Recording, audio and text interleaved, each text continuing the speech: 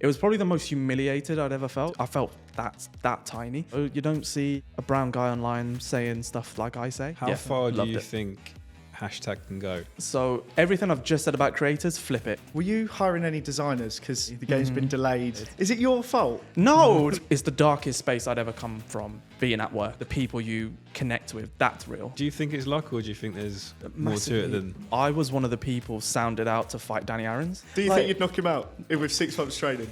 Yeah. I always thought it'd be funny, like it would never happen, but if me and Vic just had like a battle of Asia. Who had the bigger purse between KSI Logan Paul and AJ Ruiz?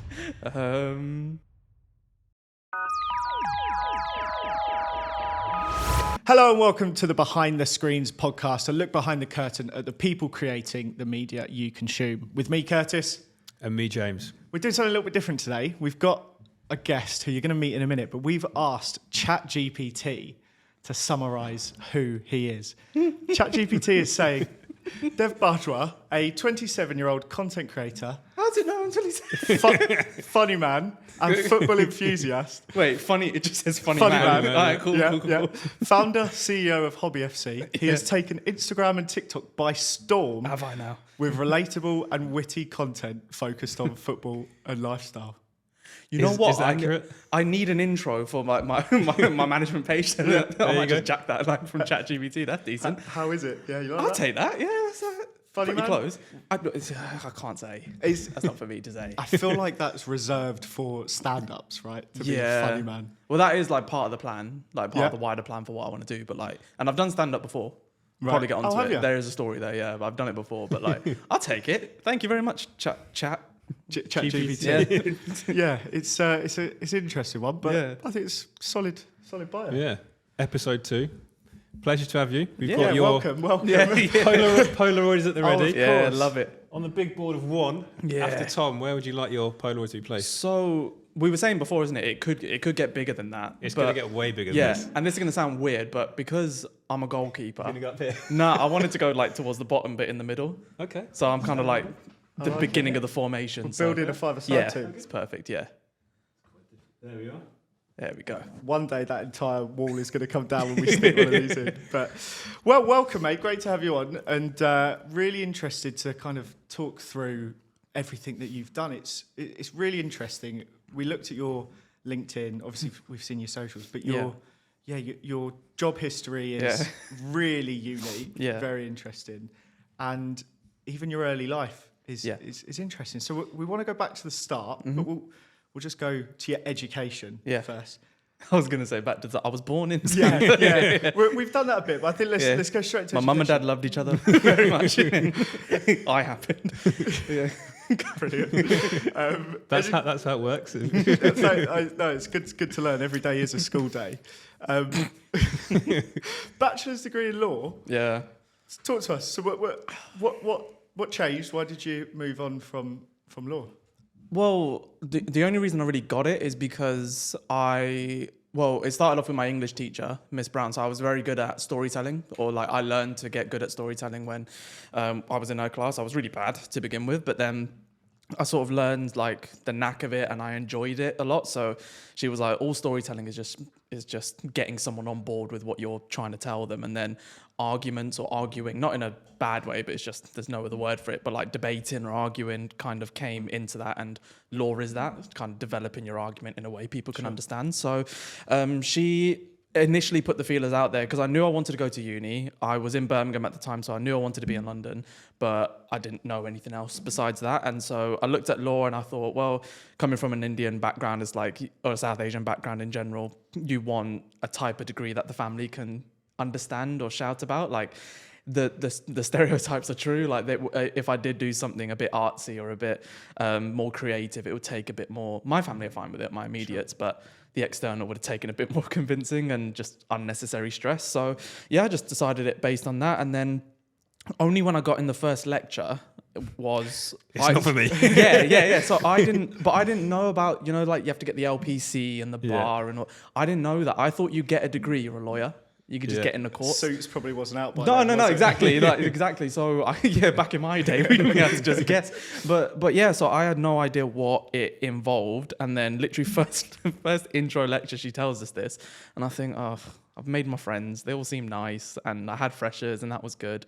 Let's not go into a new place and be the new kid. Let's just enjoy. And then I just developed a bit of a knack for it, and then eventually, just stuck with it. Got a first in the degree, which was great. Uni of Westminster, which is not far from here actually. If any legal firms are listening, they want to. Yeah, if you are listening, leave me alone. I would not do a good job. I love this though. You've gone in first lecture, Yeah. an entire law degree. You've Yeah. gone. I've made some mates. I'll stick it Yeah, out. because it was 3 years, so it wasn't the typical 4-year one either, Right. and there was no dissertation, which I think is quite rare. Mm. It might say something about the uni, but it wasn't that intense. So I thought I'd take it, and also the first year, because I did law at A level. The first year was basically a replicant of A level, so I knew a lot of the modules, and I was such a little teacher's pet. Even at the end, because I wanted something to put on my CV, I asked my tutor, the tutor who actually gave the lecture that made me realise I didn't want to be a lawyer. I asked her, can I take this next lecture on tort? It was a type of module. And I did a lecture in front of 50 or so people in my uni, teaching them tort. And then I met someone at Freshers who went to King's, like just down the road. And she asked if I could do the same. And I was in an auditorium full of like 150 doing it there as well. So I understood it, and I was semi good at it, but I knew I wasn't going to take it on forever. It was just sort of a means to an end, basically. But I got the degree, had a great experience, so no regrets. And what did you do after uni? Went on Google, typed in what jobs are most common for graduates to get, and then recruitment came out. So, going from law to recruitment, two completely separate fields. But I was always into football. We'll probably go into it, but I was always into football, and I worked at a couple of non-league clubs and a scouting agency or football agency during uni.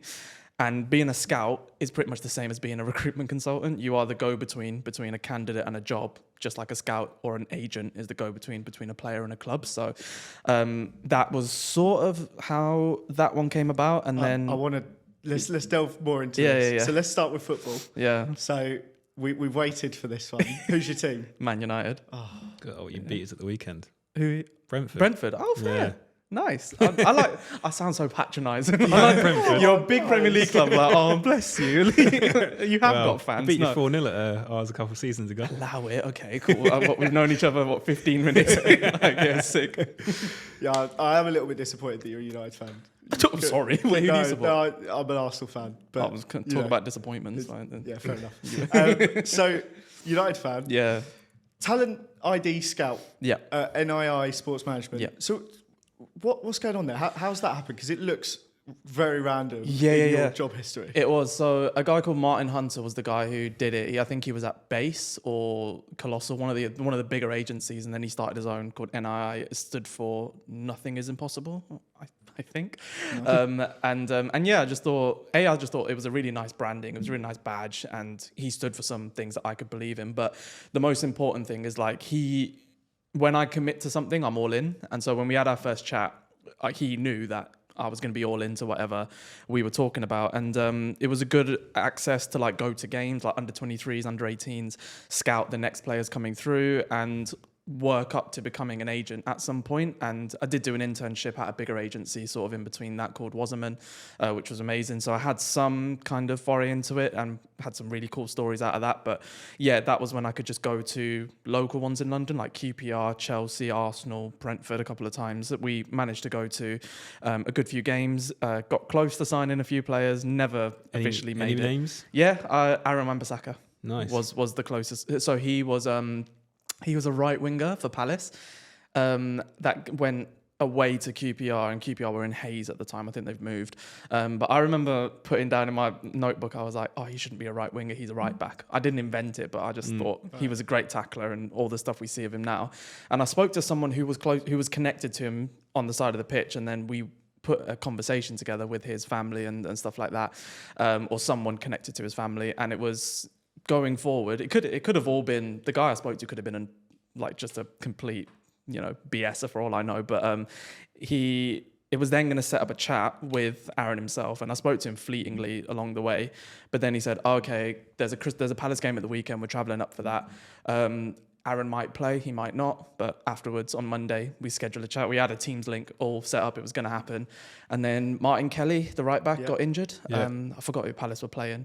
But then Aaron came on second half, did really well. never got out the team under Roy Hodgson first time, and 18 months later, United signed him for 49.5 million quid. Love that. So, Which at 20 and about 10% of that probably would have been the agencies, and about at least 5% of that would have been mine. So you Oh. just missed sliding doors. So, like, I don't know if I'm just completely off the mark here. So, how does it work then? So, you're obviously scouting. Yeah. Are you just recommending them to any clubs? Are you just acting as an intermediary, or? yeah, intermediary. So it would be going there and basically looking for players for us to represent. And some agencies do represent clubs now. So we know Jorge Mendes is he represents Wolves, so a load of his clients go to Wolves, and that happens quite a lot. And Raiola, before he passed away, he did that a lot in Italy.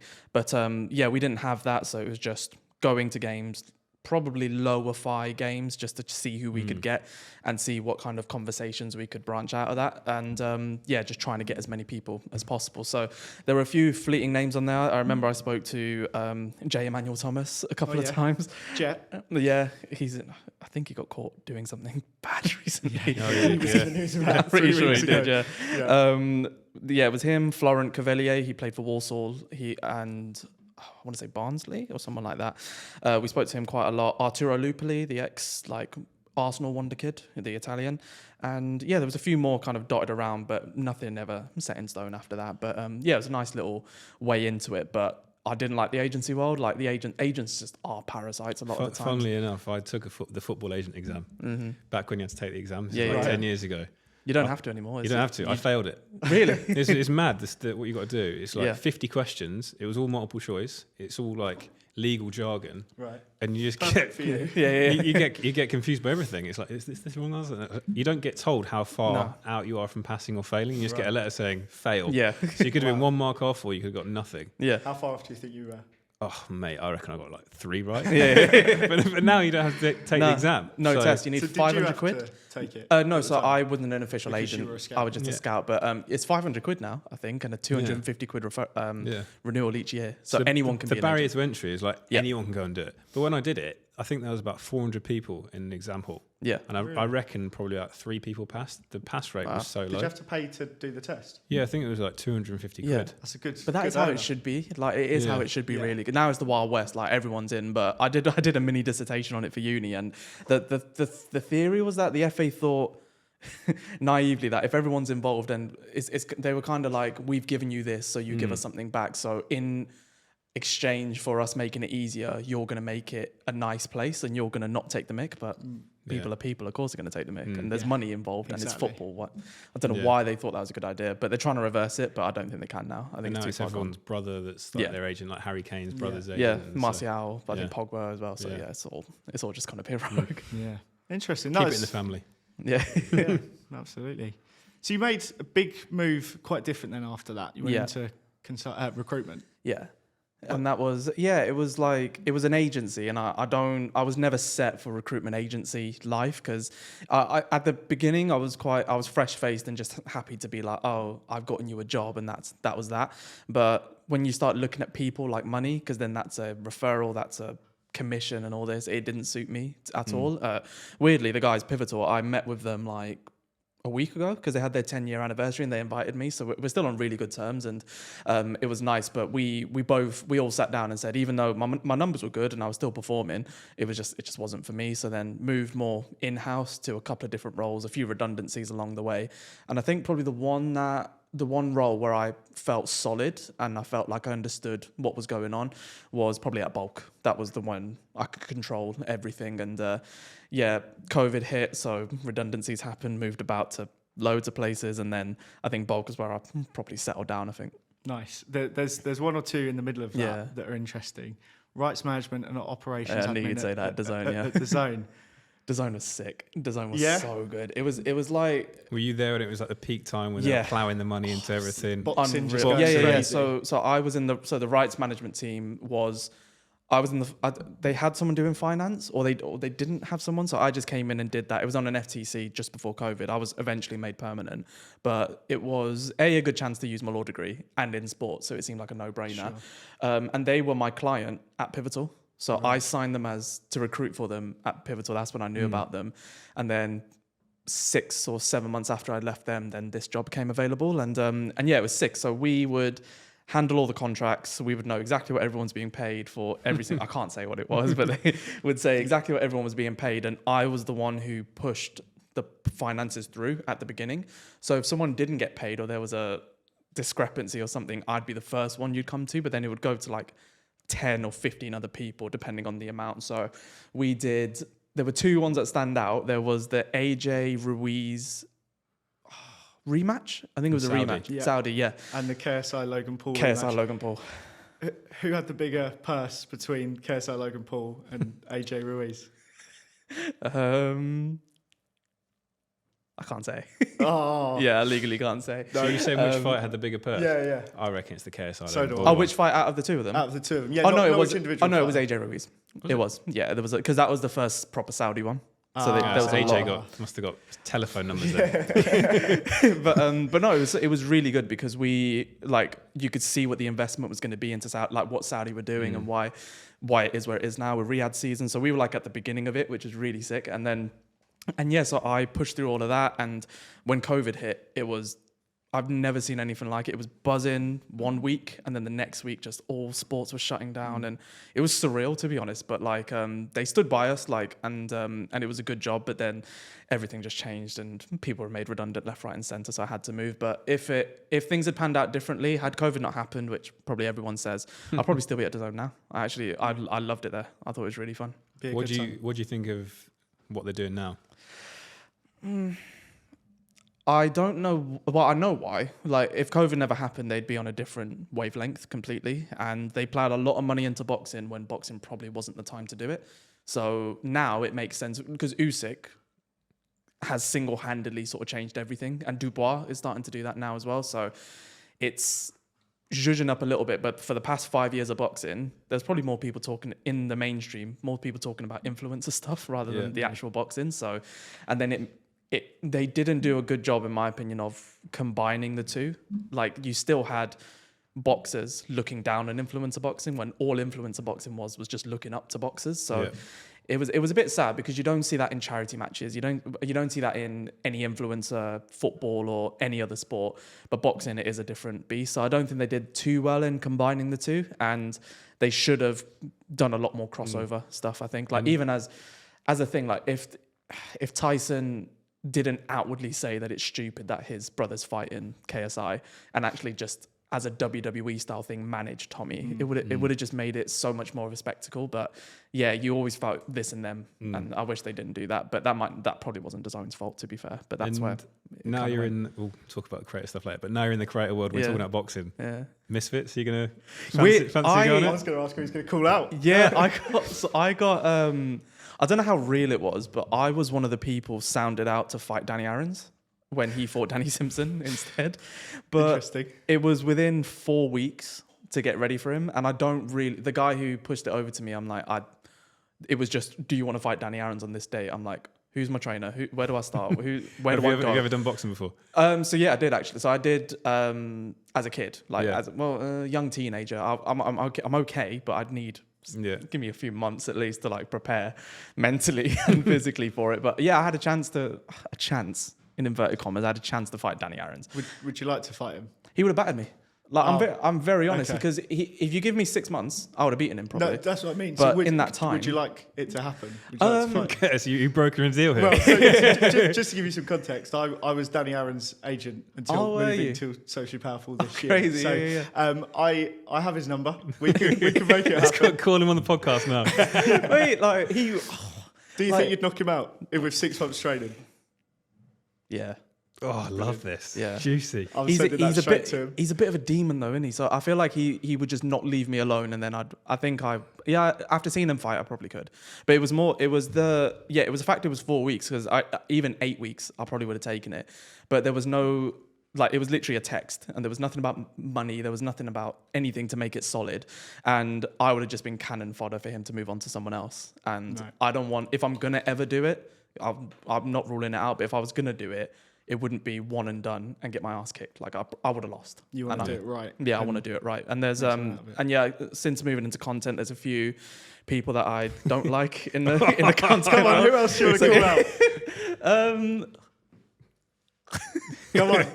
It's a safe space. Could I say this his doesn't name? go out I anywhere. want all these names. Can I say his name? I always thought it'd be funny, like it would never happen, but if me and Vic just had like a battle of Asia, just to see who would win India. Didn't Vic do like the first boxing on the KSI cards? Wasn't No, he? I don't Did think he he ever ever do it? fought. No. Did he never do it? No, I doubt. I would have I remembered thought he did. if Vic did it. No.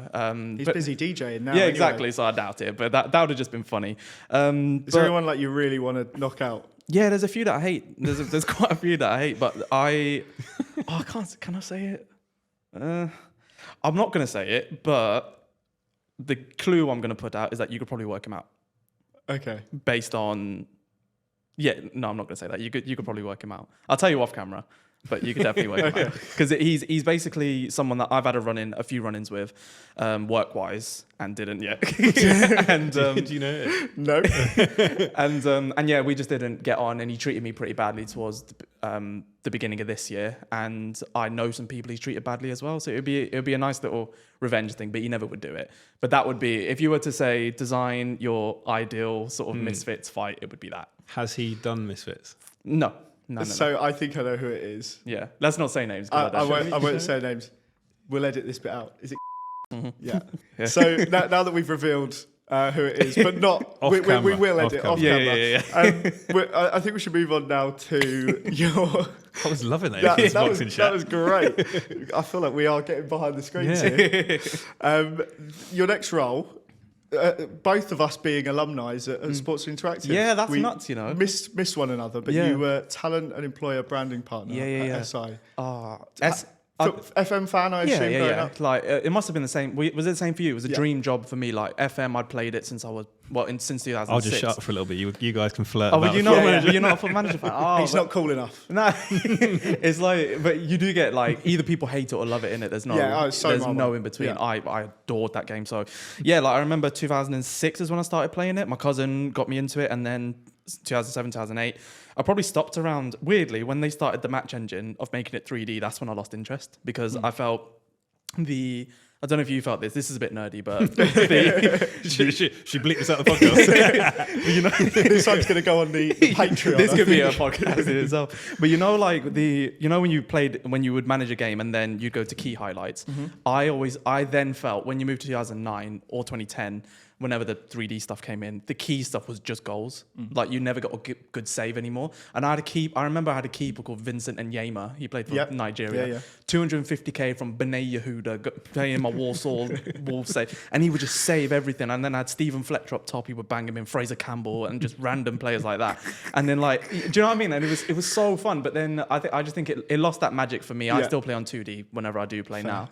And then, so getting the opportunity to go there, I was at Bulk at the time, and I said before I was really happy, and I was. It would only take something like FM to come around and say, to kind of turn my head. And I said it at the time, like, I would regret more not going to FM than if FM didn't work out. And once I got there, I mean, you know the kind of internal, not really politics stuff, but because they're owned by Sega, like there's a lot of stuff you have to deal with. And I was promised a lot more freedom than what I got, and a lot more kind of ownership of stuff than what I got. But for example, the recruiters who brought me in, they were still there, and it was a really awkward relationship at times to manage. And I don't think, like, we can say this openly, like humans do it. We just didn't get on. I just didn't get on with them.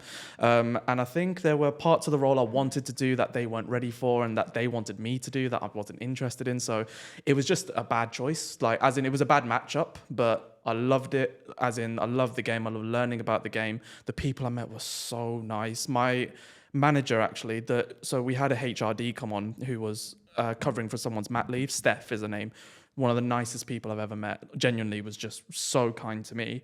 And yeah, it was just a bit awkward because I was doing content on the side as well, and I was doing content in football, so there was always managing that relationship. Whereas at the beginning, it was seen as a plus. It started becoming like just a bit of a chore to have to deal with it. So it was just better that before it got to a point where I hated the game or we hated each other, let's just agree that it didn't work. And yeah, so no bad feeling at all, really. I still play the game, still love it, and it doesn't change anything. But I knew I said at the time, I manifested it. I said I would regret more if I didn't go than if I did go and it didn't work out. And I still feel the same now. Yeah, and I think what I found really interesting, like my time there, obviously I was working in the digital and social side, but getting to understand like what actually happens Yeah, it's nuts, for isn't it? these things to exist. Yeah, Like, yeah, yeah. You just play it, you don't think No. anything of it. To see it's mad. But the biggest question, obviously, you were involved in the talent side of things, recruitment. About, 14, 15 months ago is the sort of time you're there. Were you hiring any designers? Because obviously there's been some news recently. The game's been delayed Yeah, it was 6 months. delayed. Is it your fault? No. So no, it's not my fault. It was more that I think there was, It was like Curtis's fault. 8 years ago. They can't no, get rid like of it. it wasn't. So there was. So the designers that I was recruiting for. Actually, this is part of the reason. Like I didn't understand how the design thing worked, so we Sure. actually didn't recruit one in my time. Right. So maybe That's it was why. my fault. Maybe. But no, it was the. So I think they were doing loads of stuff like the rebrand. We knew the rebrand was happening. I thought it was just going to be a rebrand for SI, Sports Interactive, and not FM. They rebranded both, and the team didn't really expand much from what I saw. And the gameplay people, I don't think that expanded too much. But then it seemed like we were putting our effort into the wrong thing. Like I was recruiting for IT people and all this sort of stuff, which is important, but it didn't seem to go on the right thing. And then what I noticed was when I went there was the presence in the office. I think post COVID, I must have gone. I can't remember ever seeing more than 50 people in the office, and you know how big it is. And it was a bit of a graveyard at times. So I don't know if that attributed to it, but I just think too much at once, maybe. But I know for a fact that they wouldn't have done that lightly. You know, they wouldn't have done it lightly because they care so. They actually care about the game and they love the game as much as we do. So What makes you love the game so much? Oh, mate, it's just brilliant. But what you'd say brilliant. What's so good about you it? can't. I feel like it's something that if you didn't play it as a kid, like me and my old man, we'd play like Championship Manager 02. I was like 6, 7 years old, and you're sitting there like working out, and you just like you get a love for it, and then you get attached to like Utrecht in Holland. Yeah. Like, That is you it. just love them. And Have then, you been to Utrecht in Holland? No, You don't love it that much, though. no, But that attachment they is sacked there. me, so then we fell out. But that attachment's there, so I could still name you my FM08 Warsaw save to this day. Like the team that went to who was it? To Athens to play Barcelona Champions League in 2018. Yeah. I remember every single player, and I even DM'd like when I got a bit like bigger in social. I DM'd Fraser Campbell, and he responded, and I was like, "Oh, this is sick." So it's just sick. And that's the funniest thing is like watching you talk so passionately about it. When obviously doing social at FM, you're seeing everyone's talking to you with that thing. It's not interesting on the other side, which is the best part. Talking to someone like James about it, couldn't care less. No. But the passion that you speak with when you play it. It's so good. Brilliant. Well, so moving on then, you moved from Sports Interactive to No Two Ways as the talent and culture lead. Tell us a bit about that. Yeah, so I, like most kids of my generation, like grew up in the creator world. So I didn't watch too much mainstream. I still watch YouTube every single day, and I was very much into the Sidemen at one point, and until recently, really, like I was still like interested in what they were doing, but I grew up on the likes of KSI, Mini Minter, and all these guys, and I did watch Calyx, and I did watch a few of these kind of adjacent ones to the Sidemen, and then I sort of grew into my own, like I started getting involved in like even snooker I started watching, and then the football cards and collectibles, I started getting into that, but that it started on there. So still every single night I have to watch YouTube before I go to bed. It's ingrained. I can't, I struggle to fall asleep without it. So after Sports Interactive, it was we parted ways from there. It was kind of a mini redundancy / part ways because it just wasn't really working. But they gave me a bit of time and all this stuff. So it was a fair parting. But I realised we missed it out unless we covered it ridiculously quickly. Hashtag United. Yeah. So football sponsorship assistant, 2.5 years. Yeah. Talk to us. How did that one come about? I mean, imagine someone who's loving content. Like, oh my that must God. be great. So everything I've just said about creators, flip it, because Spencer, Seb, Alex are some of the nicest people I've ever met. So I spoke to a guy called Neil Smythe, who was, I think he was at Sky for a while, a long time actually, and then moved into Hashtag doing all their media bits. I just hounded all of them saying, I want to help, I want to volunteer, just, I just want to be in that, because that was when I wanted to be in that world quite a lot. And Neil eventually got back to me, it was during COVID actually, and he said, these are our plans, this is what we want to do. Whatever you can help with, do it. And so sponsorship, they needed to, like, at non-league, you, like, very, very non-league, you sponsor a player. So you get called out on socials for sponsoring them, but in return, you get 200 quid to literally pay for their kits and pay for their travel and all this, because that's how little money there is down there. Even at Hashtag level, like, they're a sustainable club. So they're not, getting all this investment in and, pissing it up the wall. They're actually doing it right. But I'll never forget this. Me and Seb are still pretty close. I fleetingly spoke with Spen, and we still kind of chat here, there, and everywhere. But it was Seb who I don't know why this meant a lot to me at the time, but it was. I was going to my first game there, and it was a trek. It was out in it wasn't Elstree. It was Bowers and Pitsea. Like out. Never even heard of that place. Yeah, it's out out by Essex Way, I think. Sounds like a dark place. Yeah, it was so long to get there. It was like a 20-minute walk to the stadium, then a 40-minute train, and then a 1-hour tube to get home. So it was a long trek. But then I was just walking up, just giddy and excited. I forgot how old I was, but then I was like, wow, I'm going to watch Hashtag. This is sick. Like, I get to watch them. I'm going to meet Seb. I've spoke to him on the phone. I'm going to meet Spen. Spen's probably one of my favorite creators of all time. I watched all of his stuff. So I was like, wow, this is sick. Like, let's see what they're like and let's go from there. But they all seem lovely. And then Seb just drove past me in his car and then noticed it was me. I don't know if he did an emergency brake, but he stopped where he was. And then he parked up and said, "You're not walking, get in here." And he just put me in the front seat, moved all his stuff away. And I don't know why it meant a lot, but I was like, you could have just drove on. You were late. You didn't have to stop, because I was just I wasn't helping at the time. It was just come down to a game. And if anything, I was late. And you made time for me. Not only that, he took me up to the press box to then talk to Spen, to then meet Alex, to meet some of the influencer guys that were there on the day. I was like, you didn't have to do that. But yeah, I remember messaging him after that.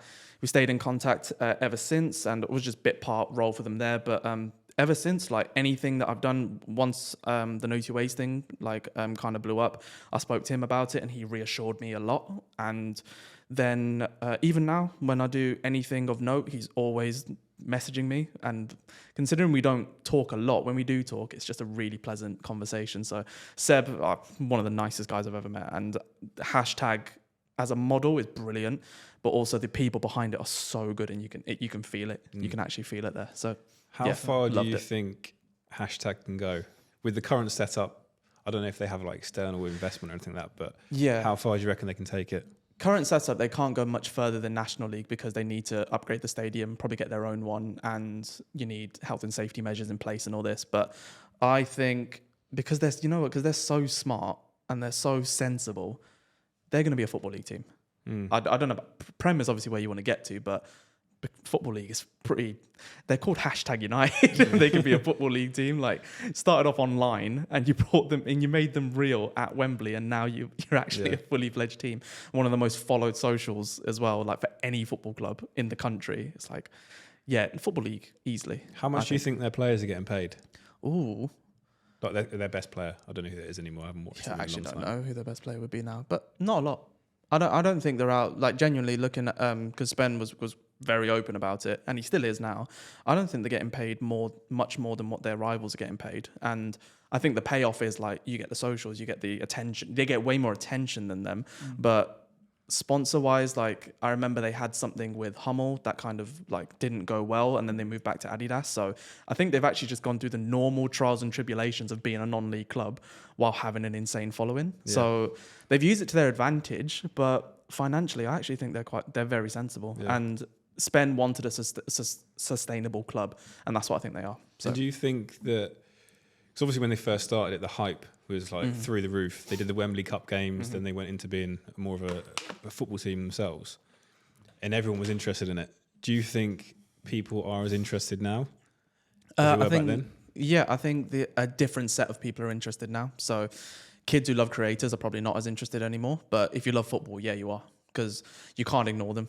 So that's the one thing, as any football club, you have to be unignorable, because the minute you lose making people feel any kind of way, then you've sort of lost anyway. As a creator, as in anything, people can hate you. Who cares? They're still going to watch you because they're interested to watch you. Like, I'm a United fan. I hate Liverpool, but I'm still going to watch Liverpool. And I don't hate Arsenal. I don't like Arsenal, but I'm still going to watch. Everyone hate watches Arsenal. Yeah, exactly. But I'm still going to watch it because like it's just funny if they bottle it again. So it's like you develop that narrative. And I think what Hashtag did so well was it was like an us against them mentality. Like the FA are so old school, and they're pretty pathetic at times, and they need to get with the times, because it's like I think they had some issues of like not being named after somewhere, like not having a geographical location in their name. But it's like, what's Port Vale? What's Metropolitan Police? And what's like... What's Arsenal?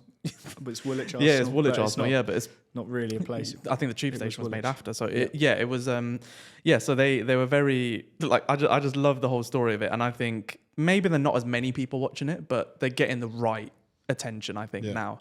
And it's probably what we were just saying about influencer boxing and boxing. Influencer boxing would love boxing purists to watch them, and an influencer football team is where it started, or kind of a digital football team.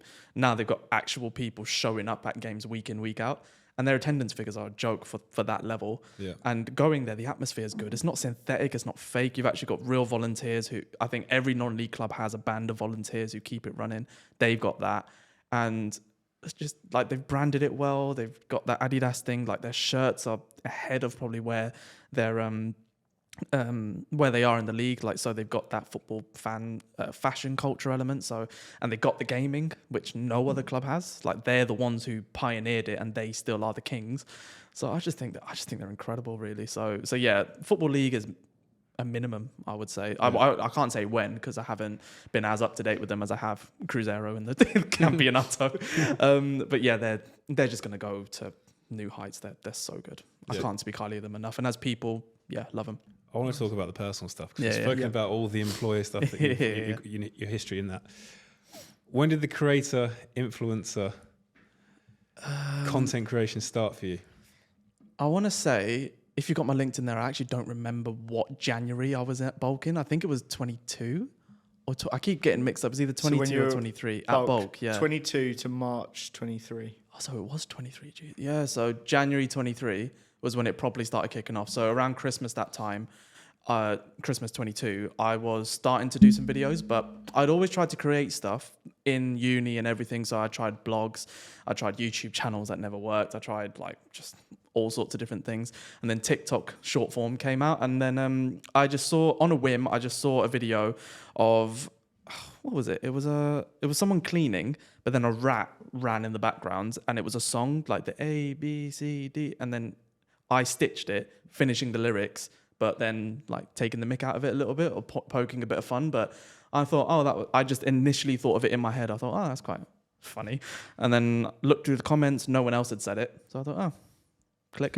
let's see if people take it. I'm literally sat. It's so bad, like if someone picks the video now, but I'm literally sat. Is it still online? Yeah. But it's like, I'm not shaved. I look like homeless. I just look horrible. And I'm just like, I delivered it well. So I was like, that's fine. But then I just think, God, I look so scruffy. But that video did about 400k views in a week, or 500k views, more than anything I'd ever done combined. And that was 10 seconds of my time. So I thought... What do you think it was about it that made it pop off? I think the only thing that I'll give myself credit for, like in this podcast, you and on teeth. that, You hadn't had a shave, but you brushed your teeth. No, did I brush my teeth? I might not have, but it was my delivery. I think my delivery was good, and it was witty.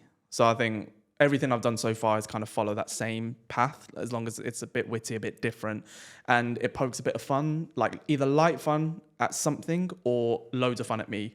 Then laugh at me or laugh at something. Don't feel any kind of way, because all the stuff I do is really lighthearted. Really, I'm not like too intense on anything.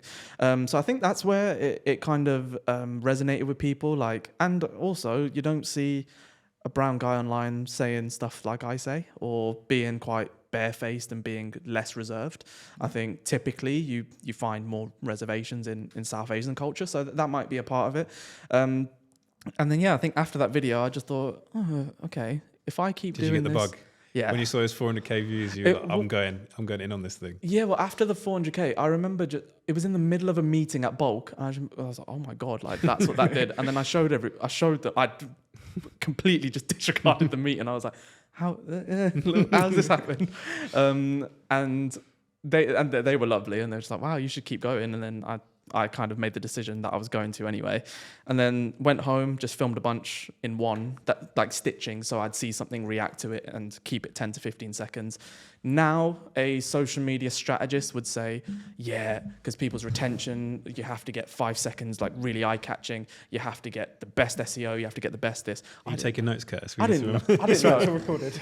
Yeah, I didn't know any of that. I was just like, it's funny, let's post. So I actually came into it with a really rudimentary kind of basic mindset, and then it just worked. And that's why I said earlier, like, I'm lucky. Like, yes, I found something that worked. Yes, I kept doing it. Yes, I found consistency, and I just kept feeding that machine. But there are people so much more talented than me at editing, at scripting, storytelling, that I haven't been as lucky. And I knew from the get-go that I was very lucky with it. So let's just keep making it. And then do you think it's luck, or do you think there's more to it than? Yeah, I think people are really, they're either arrogant or they're stupid if they don't think that luck plays a massive part in it. Like, yes, like all the strategic stuff, that's where, okay, my brain clicked in, and that's where some people might fall off. And, you make your own luck in that sense. But that 400K video, it was a whim. I posted at a random time of the day and people just liked it. That's lucky. Like, you don't know. Did you get followers off the back of that? Yeah, up to, I think I got over 1,000 organic followers on that. So that was the most organic followers I'd ever gotten, bar LinkedIn, I think, because in recruitment I would connect to people and they're a follower. Yeah. So that doesn't count. I feel like it's really interesting though that you compare it to other channels. So you have nailed with your content what is the viral algorithmic thing of really sharp, straight in, short clips. People watch a high percentage of the video, so it gets served to more people's feeds. Yeah. Do you think it's had an impact in kind of what you've built as a creator? So let's say someone that creates even just TikTok, 2 minutes long, when they do long form content, like they're building more of a chemistry and the audience get to know more about them. The numbers you're getting are amazing. Do you feel like your audience connects with you, or do you feel like it's harder? Harder.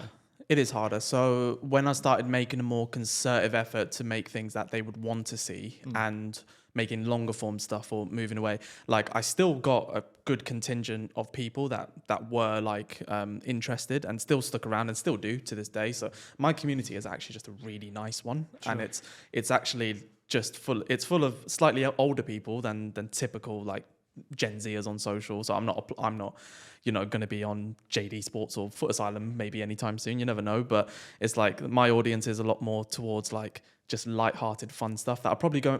The way I say it is, life is crap.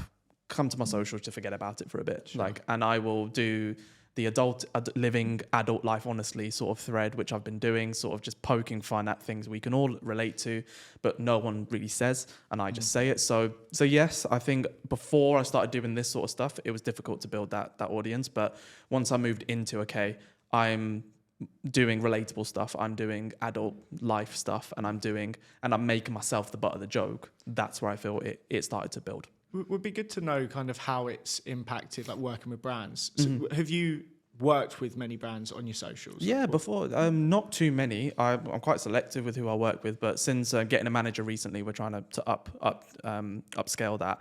But even when I do that, it's like I'm still saying, make me the joke and let's have fun and put me on camera and see what happens. But yeah, so I've worked with a few kind of like doing street interview style stuff. So like Plant Made was one that I did not long ago, and I want to say the football side kind of brought in a lot more because people I think could attach football stuff to me a lot. So the Soccer Archive, doing some fun stuff with them. They have a store not far from here actually, retro classic shirts, really good guys as well. And probably my favorite one was Walsall FC. So they knew both the socials and we kind of combined the two, which is what I like the most. So they just gave me free reign and said, we've got a day rate for you. You can get us to edit some bits, you can edit the rest, and we'll let you run. You can just do what you want to do. But they had a sponsor come on board, so they said, as long as you wear that, cool. Like, let's just get some eyeballs on it. I was like, okay, bet.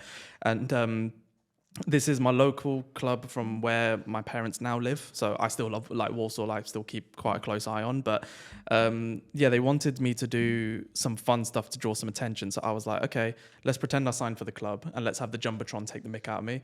Let's the sponsor was a very outdoorsy sponsor. So let's pretend like I scaled Everest by going up the stairs loads of times and see how many I can do before passing out.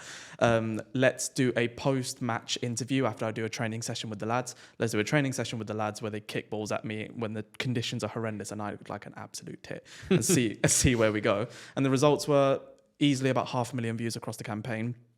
Really good kind of retention figures on it as well, and to the point where when I did go to Walsall, and the crescendo was I was going to do a half-time crossbar kick, Right. and I planned to miss it, but then when I got there I was like, oh, okay, it'd actually be quite nice if I hit it. Did you miss it anyway? Yeah, I missed it. Yeah, but don't tell anyone that you didn't plan. Just pretend you did. But there were two things, because I was like, as I was going up, some people recognized me from my Man United stuff, and I got so much stick from the fans being like, he's a United fan, what's he doing?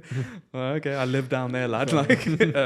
But yeah, then I just thought, okay, it would be lovely if I hit it, and then I could just be a bit of an arse, kind of turning around and doing the Ronaldo suit. Yeah. I planned it all. And then I was like, missed. yeah, exactly. But then I said, if I missed, I actually said to one of the ladies from the sponsors, I was like, if I miss, I'm going to go down pretending I got injured, stretch me off or help me get off. And then we did that. Game's about to kick off. Yeah. And so we did that. And then I didn't get stretcher, but she helped me as I limped off. But it was a really nice, that was perfect, because they said, run with it.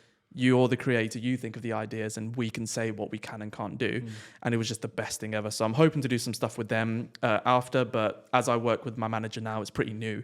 I'm like, let's not do the whole, oh, guys, look how amazing this is, when I've never used it before, but they're paying me a few grand. Let's make sense. Let's make some new stuff that would elevate me because I'm in a different setting, but also elevate them because they can benefit from what I've got. So that's what we're trying to find the balance of now. And the manager, you mentioned you've just taken on management. Yeah.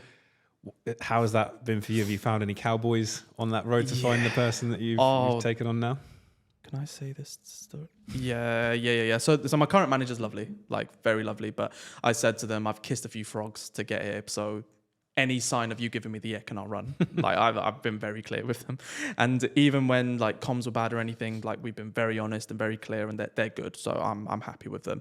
But for now, but the first one that I ever met was a guy who. So this was after No Two Ways. So I'm probably at the lowest ebb professionally. When you said at Bulk, that's when it started. How quickly did you see success?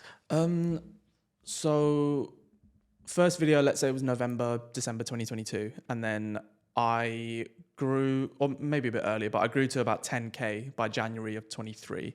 And then I posted my viral video, which was the cute kid making a chocolate milkshake. She says, we love all the Browns, and I say, us Browns love you too, white child. And that is stupid numbers, and it got me basically to 100k overnight from 10. Wow. So that was pretty crazy. I think overall it's been viewed about 250 million times across people sharing it and taking it off and putting their name on it. I don't give a shit. It's still my face, so you do what you want to do. Again, do you think there's something, what do you think made that go so supersonic? I don't know why I use that word. Supersonic. Supersonic. So I didn't think this at the time. I genuinely thought this is a good reaction. This is funny, potentially funny. But looking back, it hit so many demographics, didn't it? It hit the parenting world. There was a cute kid, so that's probably going to get people's attention straight away. She said a really cute thing.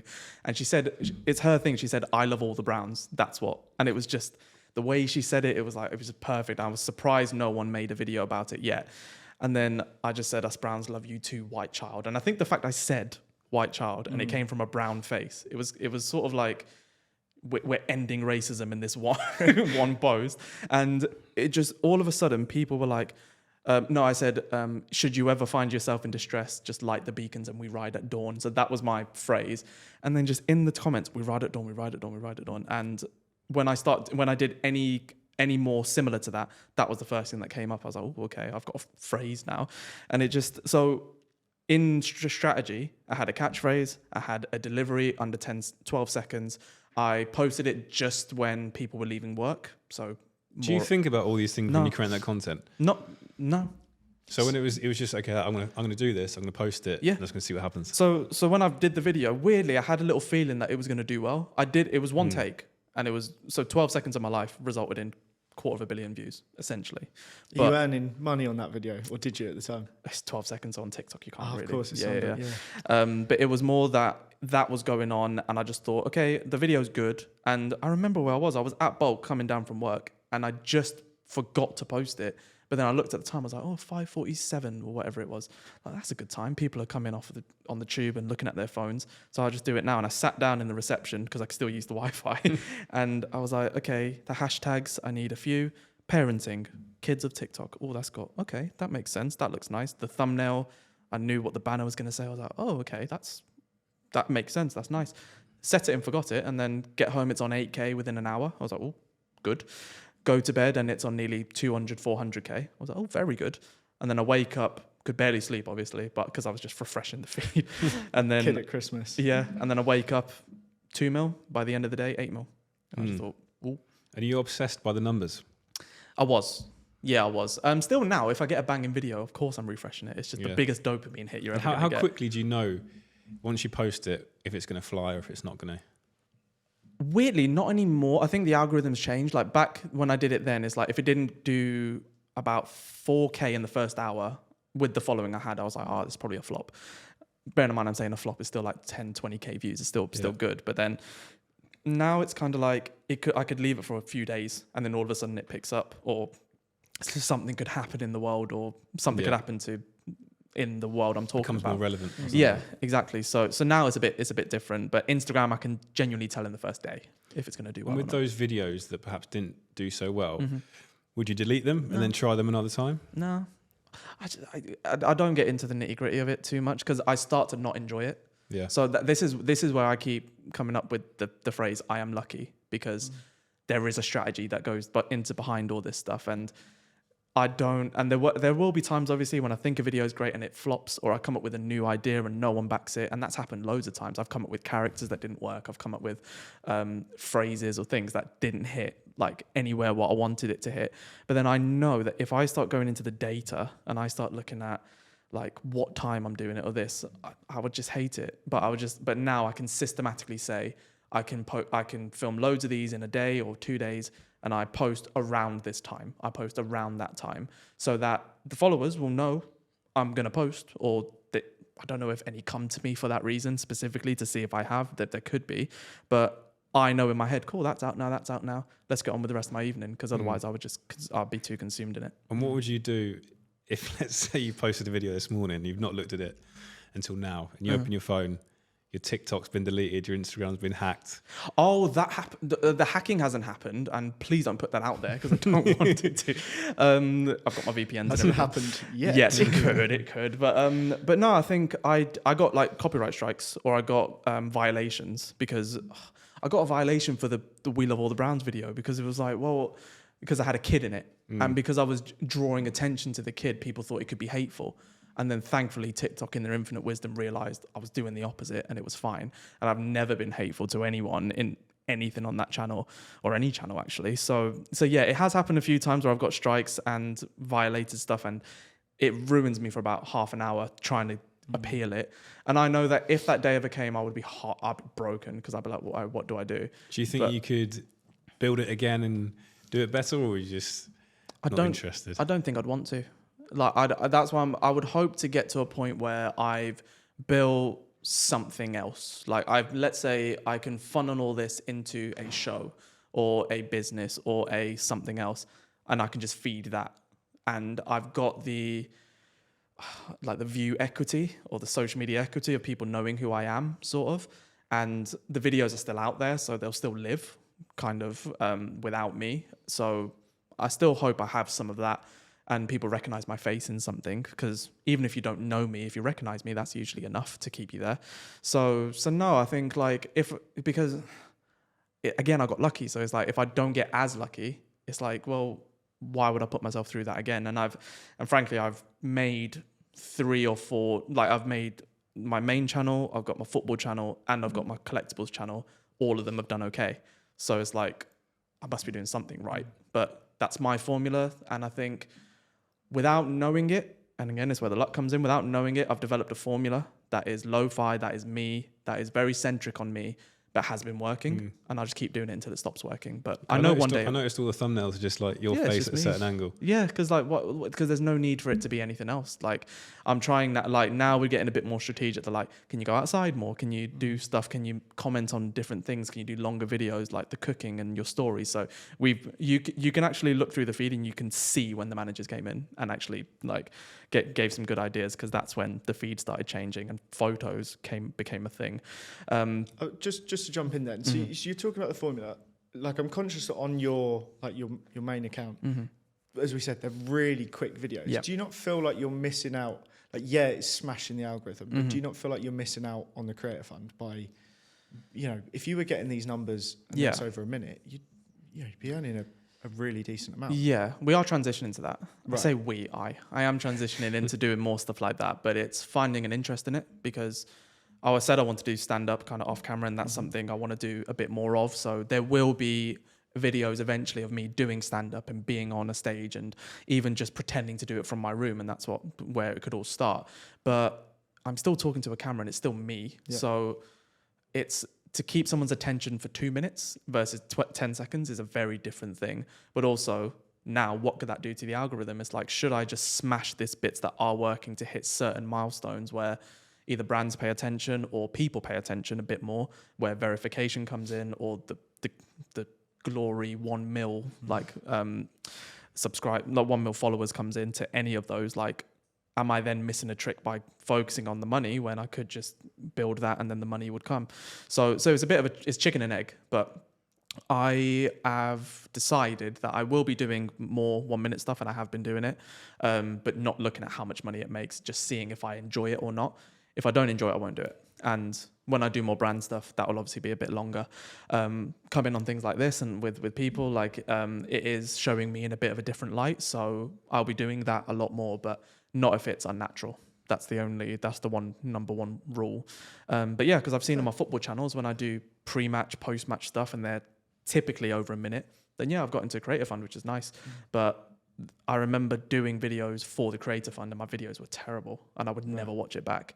I can safely watch all my videos back, and I like them, and I'd never want to get to the point where I don't. That's the most important thing. If you enjoy it and you enjoy your content, then you're onto a trick. What's next for you? So I said there, like, I do want to be a bit more business savvy, I guess, with where it's going. So there is plans for the content to get broader and better with brands on board and with collaborations, but also the stand-up and kind of different styles like the cooking stuff and the film review stuff, which has been a bit very recent.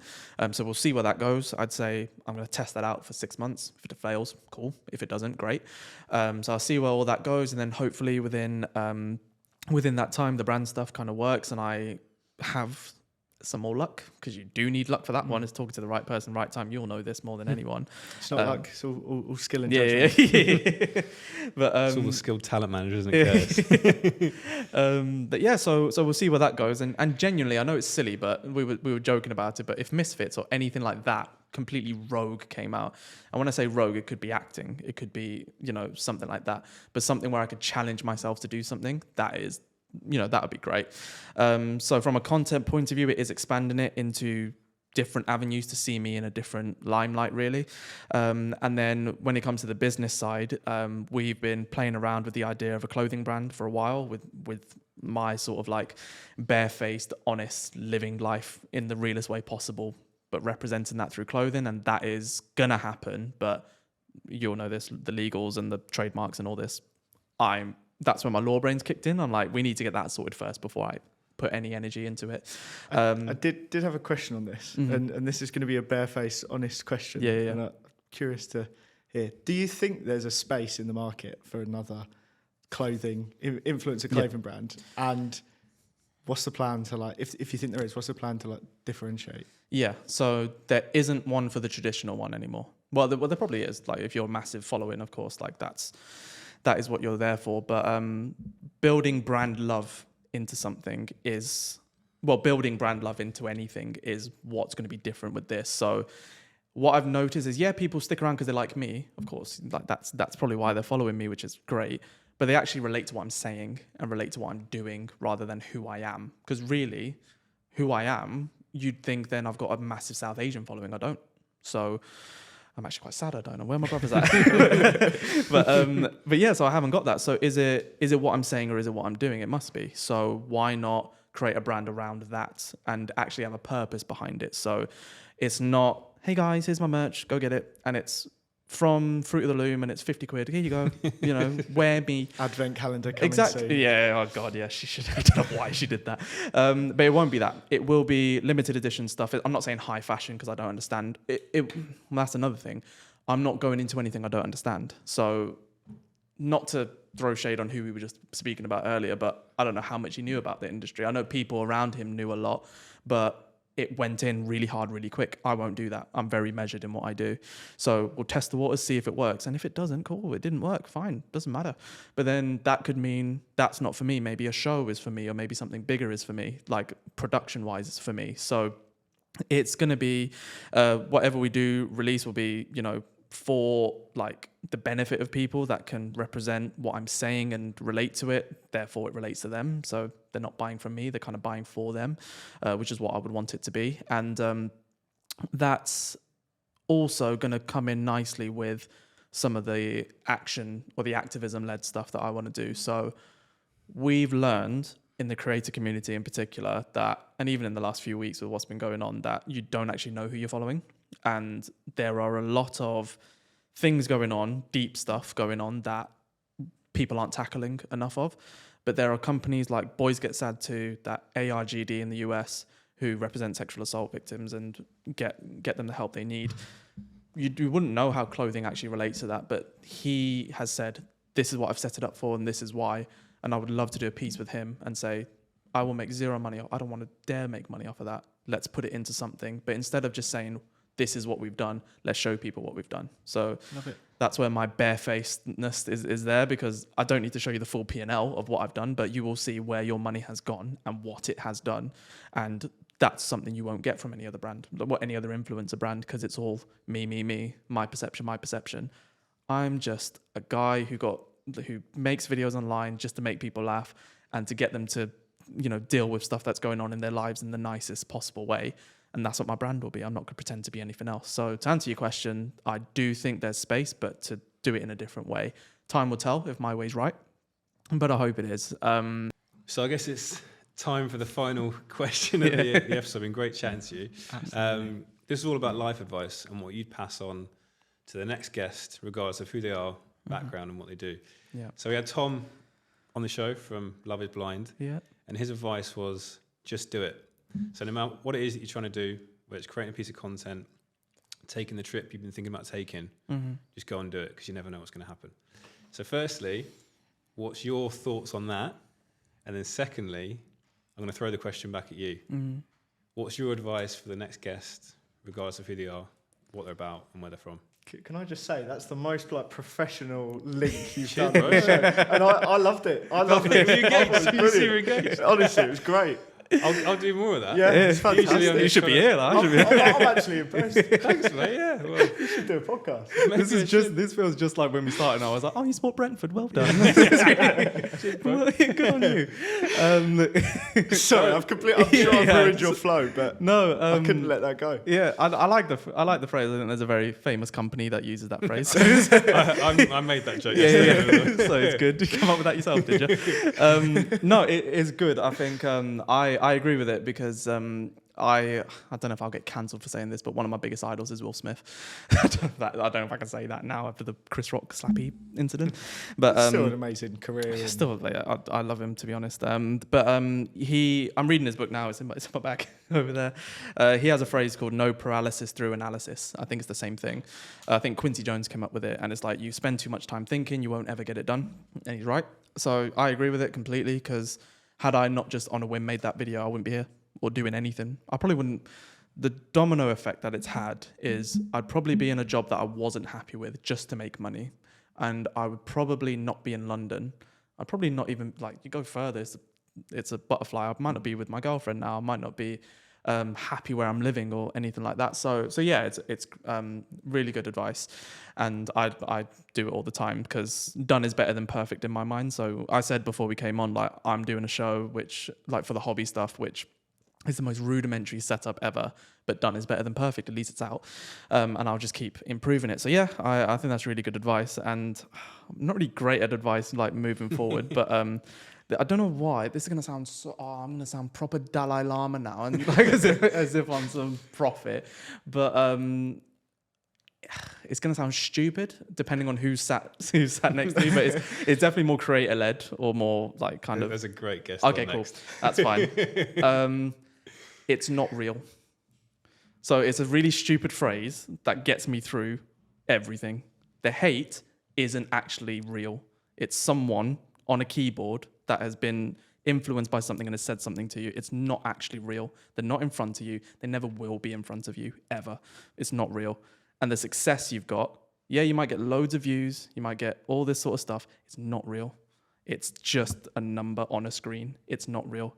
Don't inflate your ego thinking, oh, I got loads of followers, now I deserve this. I got loads of this, I deserve that. There's a fine line between knowing what you're worth and becoming a bit of an arse about it. None of it is real. So I will never introduce myself as like, hi, I'm Dev, I've got X amount of followers online. Funny man.